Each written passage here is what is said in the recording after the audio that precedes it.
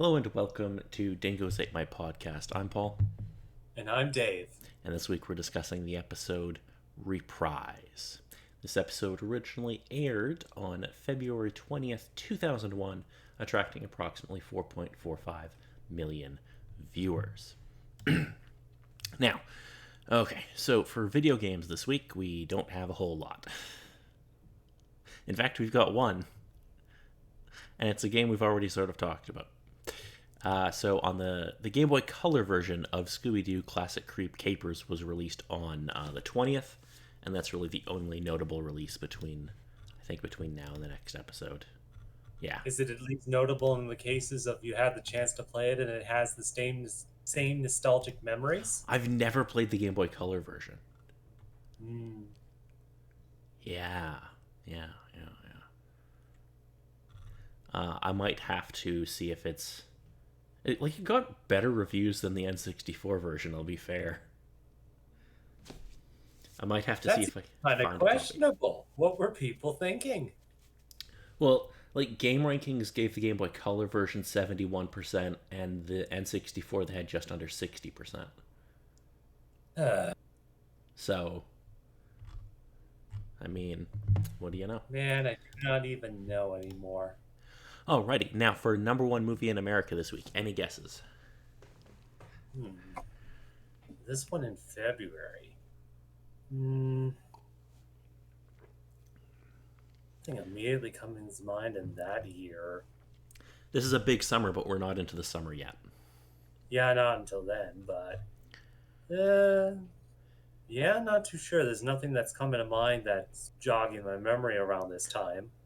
So, with a box office gross of $15.767 million, it is still Hannibal.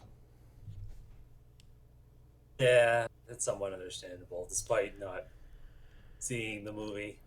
Yeah, it's third week it's been number one, but it will not be for much longer. Alrighty, and number one song on the radio this week. Long wise. Any ideas what it could be?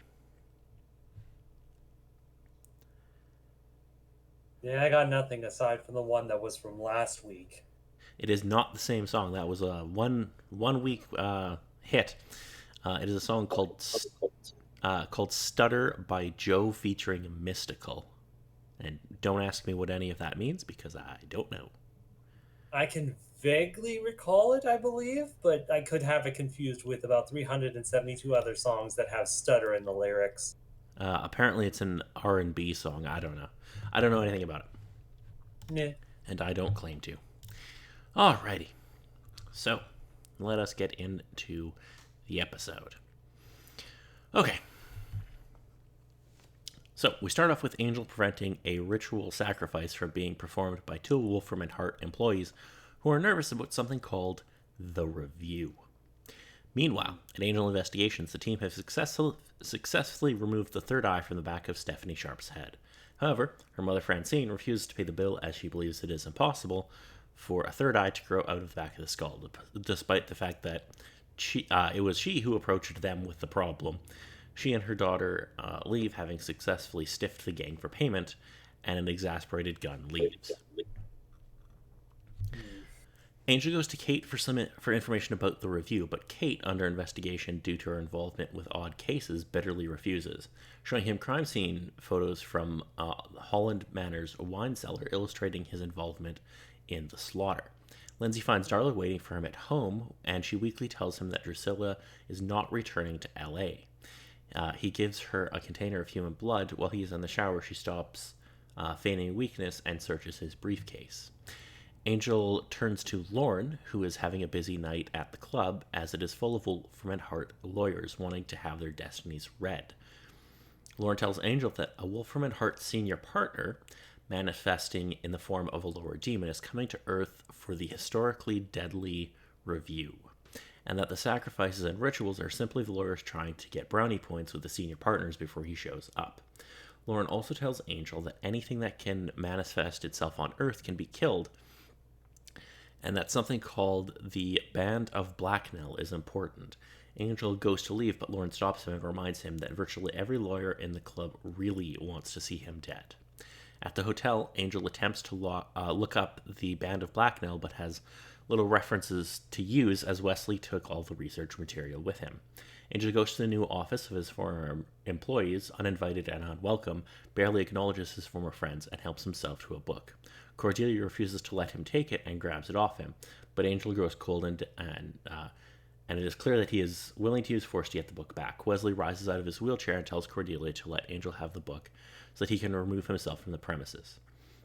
As Angel leaves, Cordelia vents about him until Cordelia catches her attention.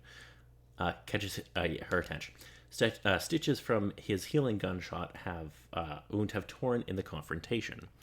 Angel returns to the bookstore he visited 50 years ago in search of information on the senior partner. A decades-older Denver tells Angel that it wears a ring that allows its passage to hell. To take the ring, Angel needs a one-of-a-kind magic glove that would allow him to strangle the senior partner without being incinerated. Denver gets the glove from the back room, but before he can give it to Angel, Darla stabs him with the sword and takes the glove. Facing a review board during an eternal affairs investigation, Kate is unceremoniously fired. She self-destructively deals with her dismissal by drinking and knocking her accolades to the floor, pausing to cry at a picture of her father. Virginia breaks up with Wesley because she is concerned about how much danger he is always in. Wesley and Cordelia talk on the phone, both depressed about their lives and lack of work. Wesley tells Cordelia that things are going to get better, but it is clear neither believes it. Cordelia gets a call from Francine claiming to have changed her mind and offering to pay. Unbeknownst to Cordelia, Francine was threatened into calling by a demon that kills her after she tells him Cordelia is on the way. Angel arrives at the review and he spots Darla in the crowd. The two fight while the senior partner materializes. Security guards attack Darla after Angel exposes her as a vampire by dousing her with holy water. In the confusion, Angel gets the glove away from Darla, dons it, and flies at the senior partner's throat. The senior partner implodes, but the force of Angel's leap carries him crashing out the window. When he hits the ground, Angel puts on the ring, causing the elevator doors to open at the foundation of the Wolfram and Hart building. Holland, whose contract extends well beyond death, offers Angel a one-way trip down to the home office, which Angel assumes is hell. After passing through nether realms of darkness and fire, the elevator comes to a stop and its doors open. Right back where they started. The home office is Earth, the implication being that Angel can never rescue humanity because humanity is its own worst enemy. Angel walks away, witnessing the despair around him. Returning to the hotel, he hangs up on a message from Kate, who is drunk and overdosing on pills. Angel finds Darla waiting for him, and realizing that he wants to feel something, anything, Angel kisses her. At first she pushes him away, but he roughly takes her, and soon the two are having sex. Later, as the storm crashes outside, Angel wakes with a gasp as he appears to lose his soul once more. Alrighty, so what do you think of this episode there, Dave? Oh boy. All the rainbows and sunshine. Mm-hmm. Absolutely. Ugh. Again, it's understandable coming off from the next episode and just running and how the rest of the story kind of goes, but ugh. Yeah. From here on, they're all going to kind of lead into the next one, if memory serves. Because they're definitely pushing towards the last... Like, the last 4 episodes are basically one big episode that kind of gets split up. Okay, yeah. No, it's definitely something I noticed with the last 2. Yeah. There's a lot more arc significant stuff happening in these episodes. Alrighty, so did you enjoy the episode at least? I mean, I know it's not happy, but...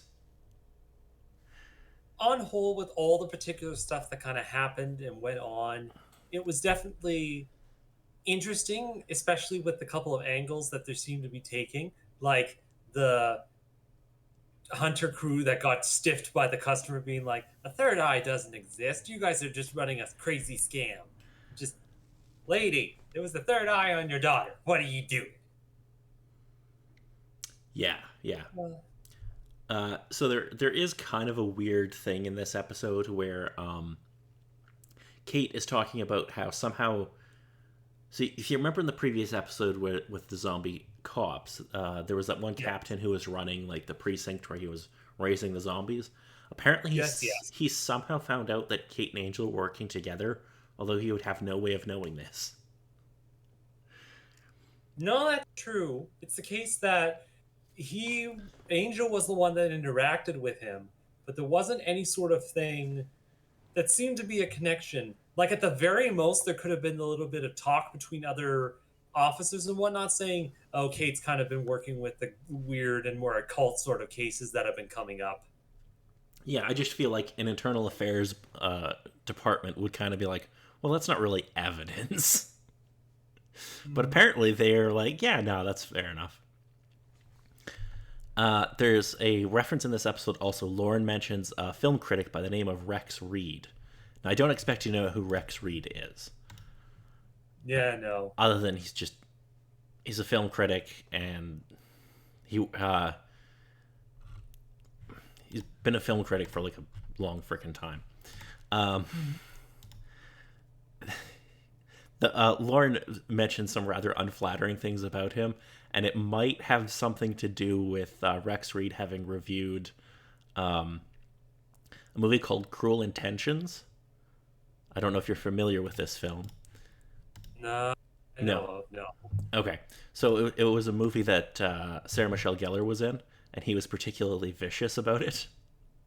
Oh, okay. So I feel like that was a little bit of like a jab back.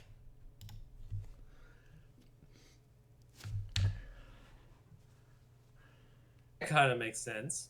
As long as it didn't cause any sort of big controversy about any of it, but on I don't whole, think so. helps out the moment. Yeah. Now, so for international titles for this episode, there's again only two. Unfortunately, Angel they don't seem to go through and translate to them too often. Because like in Buffy, we'd have like 10. But Yeah. anyway, they're actually both pretty good.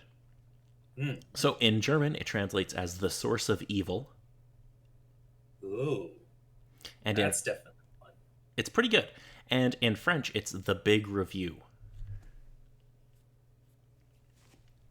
That kind of works a bit too. Not only kind of matching a bit with the main plot of the episode, but also kind of more of the other thought or whatnot that's kind of was placed within the episode as well.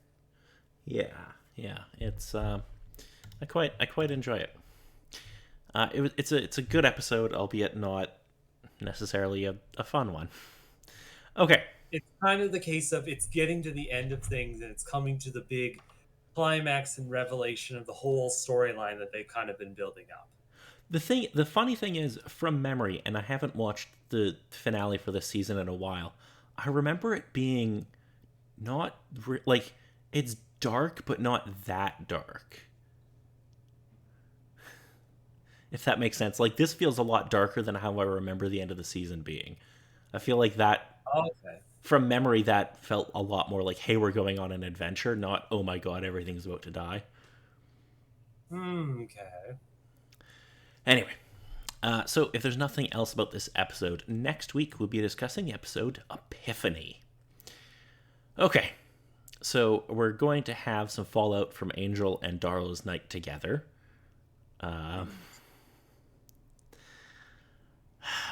Which is going to be interesting.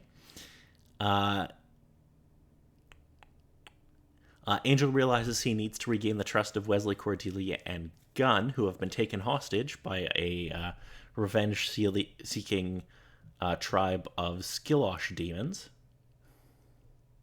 Oh, and Lindsay's going to find out that Darla slept with Angel, and Kate is going to...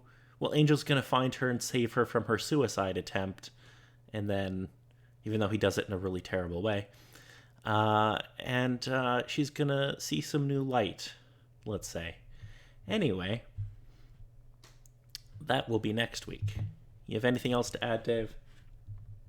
No, from the sounds of it, that definitely sounds like epiphany's kind of going on from the sounds of it. Oh, there's going to be some epiphanies. So until next time, I'm Paul. And I'm Dave.